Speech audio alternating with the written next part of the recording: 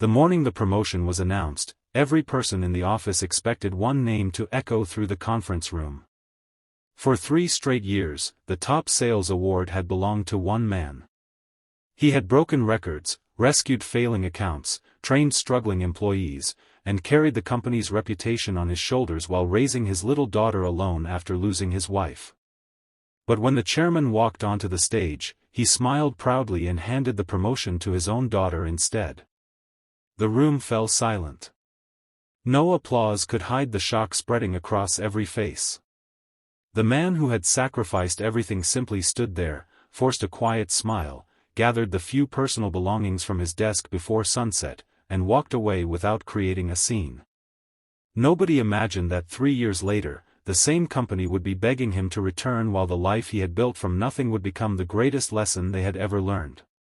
Before we continue this emotional journey, please take a moment to like this video, leave a comment, share it with someone who believes in kindness and second chances, and subscribe to our channel. Your support helps us continue bringing inspiring stories that remind us hope is never truly lost. His name was Marcellus Tate, a quiet black father whose greatest title had never been senior sales director or regional manager. The title he treasured most was simply Dad. Every morning began before sunrise in a modest apartment where he prepared breakfast, braided his young daughter Nia's hair with careful hands that had learned through endless practice, packed her lunch with handwritten notes, and hurried to school before racing across town to work. Life had become painfully difficult after his wife passed away following a sudden illness, leaving him to navigate grief while protecting a little girl who still looked toward the front door every evening hoping her mother might somehow come home. Marcellus buried his heartbreak beneath discipline. Every sale he closed meant another month of school supplies, another piano lesson for Nia, another chance to give her a future untouched by the pain that surrounded their present. Inside the company, everyone knew Marcellus was the engine that kept sales growing. Customers trusted him because he never overpromised. New employees admired him because he shared every strategy without jealousy. When accounts were about to disappear, executives called him first because somehow he always found a solution. For 3 consecutive years, the sales leaderboard displayed his name at the top by a wide margin. Yet despite his achievements, promotions somehow remained just out of reach. Each year another explanation appeared. The timing was wrong. The restructuring wasn't complete. Leadership wanted to evaluate more candidates. Marcellus accepted every excuse with quiet professionalism because he believed consistent excellence would eventually overcome politics. Meanwhile, the chairman's daughter, Cassandra Whitmore, enjoyed opportunities that many others could only dream about. She attended executive meetings despite limited experience. Senior managers praised average results while ignoring extraordinary performances from others. Employees whispered among themselves but avoided speaking openly. Everyone understood that challenging favoritism often came with consequences. Marcellus refused to participate in office gossip. Instead, he focused on clients, deadlines, and returning home early enough to help Nia with homework before bedtime. His integrity became both his greatest strength and the reason others underestimated how much disappointment he silently carried. Promotion day arrived beneath bright sunshine streaming through the conference room windows, making the polished floors almost sparkle. Colleagues smiled confidently toward Marcellus, already congratulating him in advance with knowing glances. Even newer employees assumed the announcement was merely a formality. After all, the numbers spoke louder than opinions. But when Chairman Everett Whitmore proudly announced Cassandra as the new Vice President of Sales, the room froze. Faces that had been smiling only seconds earlier slowly fell into disbelief. Marcellus felt his heartbeat slow instead of race. Something inside him quietly accepted what his mind had refused to believe for years. Excellence alone was never going to be enough there. He spent the rest of the afternoon cleaning his desk. There were no angry speeches, no dramatic confrontations, no slammed doors. He placed family photographs into a small cardboard box, thanked coworkers who had become genuine friends, submitted a simple resignation letter, and walked into the warm afternoon sunlight carrying little more than his dignity. As he drove home, he wondered how he would explain everything to Nia, who believed her father could solve every problem in the world. That evening she hugged him after dinner and innocently said she was proud of him no matter what happened at work. Those few words became stronger than every award he had ever received. The following weeks were frightening. Savings disappeared faster than expected. Job interviews came and went with polite rejections. Some companies hesitated because they feared hiring someone whose achievements seemed almost unbelievable. Others simply wanted someone younger or cheaper. Bills piled up while uncertainty grew heavier each morning. Yet Marcellus refused to let despair define their home. He continued reading bedtime stories, attending school events, and reminding Nia that difficult seasons never last forever.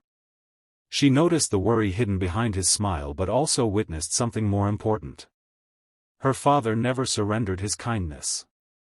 One afternoon, while helping a small neighborhood hardware store improve customer relationships in exchange for groceries, Marcellus realized something unexpected. The owner followed every suggestion and sales immediately improved. Word spread quickly among other small businesses struggling to survive. Soon another family-owned bakery asked for help. Then a local furniture shop. Then an auto repair business. Without planning it, Marcellus had begun consulting. He wasn't chasing giant corporations anymore. He was helping ordinary people keep lifelong dreams alive. Months turned into years. His reputation grew through recommendations instead of advertisements. Business owners described him as someone who genuinely cared more about people than profits. He developed training programs that focused on honesty, empathy, and long-term trust rather than aggressive sales tactics. Employees who had nearly quit rediscovered confidence. Family businesses facing bankruptcy slowly recovered. Communities began recognizing his name not because of flashy success but because lives were changing wherever he worked. Eventually, Marcellus established his own consulting company called Bridgepoint Growth Partners, symbolizing his belief that business should build bridges instead of walls. As the company expanded, he hired single parents, military veterans, older workers overlooked by employers, and talented young graduates needing someone to believe in them. Every interview began with one question that had nothing to do with resumes. He simply asked what kind of future they hoped to build for their families. Skills could be taught, he believed, but character could not. His office became a place where compassion and excellence worked together instead of competing against each other. During those same 3 years, Whitmore Industries slowly began losing its strongest clients. Employees continued leaving. Cassandra struggled to inspire loyalty because authority earned through privilege rarely creates lasting respect. Sales declined quarter after quarter while competitors captured market share once dominated by the company. Internal investigations eventually revealed that many experienced professionals had resigned not because of salary but because they no longer believed hard work would ever receive fair recognition. The culture that once rewarded performance had slowly transformed into one driven by connections instead of contribution. Chairman Everett Whitmore aged rapidly beneath mounting pressure. Investors questioned leadership decisions. Board members demanded solutions. Independent consultants all reached the same conclusion. The company had lost trust internally before losing customers externally. Only then did Everett begin hearing one name repeated during every conversation. Marcellus Tate. Former employees spoke about him with admiration. Business owners praised his leadership. Industry magazines featured his remarkable turnaround stories. The man they had quietly allowed to leave had become one of the most respected business consultants in the region. One crisp autumn morning, Everett requested a meeting. Marcellus agreed, not because he wanted revenge but because bitterness had never found a permanent home in his heart. The chairman entered Bridgepoint's headquarters expecting luxury beyond imagination. Instead, he found bright offices filled with laughter, teamwork, and walls decorated with photographs of employees volunteering in local communities. Success was visible everywhere, yet humility remained stronger than pride. Everett apologized sincerely. Age and failure had taught lessons success never could. He admitted that favoritism had blinded him, costing countless people opportunities they deserved. He confessed that watching the company decline forced him to confront mistakes he had spent years justifying. Marcellus listened quietly without celebrating the moment. Victory built upon another person's humiliation had never interested him. He accepted the apology because forgiveness frees the heart carrying pain far more than the one asking for mercy. Although Everett offered an executive position with a salary far beyond anything Marcellus had previously earned, the answer came gently. He explained that his purpose had grown larger than one office, one company, or one title. He no longer measured success by promotions but by transformed lives. However, he agreed to help Whitmore Industries rebuild under one condition. Every future promotion would be based solely on merit, transparent evaluation, and equal opportunity regardless of background, family connections, or personal relationships. Desperate for change, the board accepted every condition immediately. Over the following year, the culture slowly transformed. Honest employees finally received opportunities they had waited years to earn. Young professionals discovered that effort truly mattered again. Managers learned to recognize talent instead of familiarity. Sales improved, but something even more valuable returned. Hope replaced cynicism throughout the organization. Meanwhile, Nia had grown into an intelligent, compassionate young woman preparing for college. During her graduation ceremony, she thanked her father publicly for teaching her that dignity should never be traded for temporary success. She said watching him walk away from unfairness without losing kindness had shaped every dream she now carried into adulthood. Tears filled countless eyes as Marcellus realized the greatest legacy he would ever leave wasn't a successful company. It was the character his daughter had witnessed every ordinary day.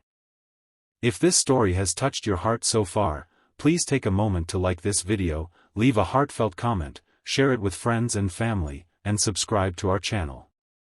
Every act of support helps these inspiring stories reach someone who may desperately need hope today. Special request, please comment with the words, "Kindness always wins," if you believe integrity is worth more than any title or promotion. Years later, people often asked Marcellus whether he regretted leaving the company that overlooked him. He always smiled before answering that sometimes the greatest blessing arrives disguised as the greatest disappointment. Had he received the promotion he expected, he might never have discovered the purpose waiting beyond those office walls. Losing one opportunity had opened thousands of doors for countless families, employees, and business owners whose lives became brighter because one father refused to let injustice define his future. His story became proof that success earned with honesty lasts longer than success handed out through favoritism. In the end, the promotion he never received became the very reason he built a life far greater than anyone in that conference room could have imagined, reminding us all that kindness, perseverance, and unwavering character will always outshine titles that can be given today and taken away tomorrow.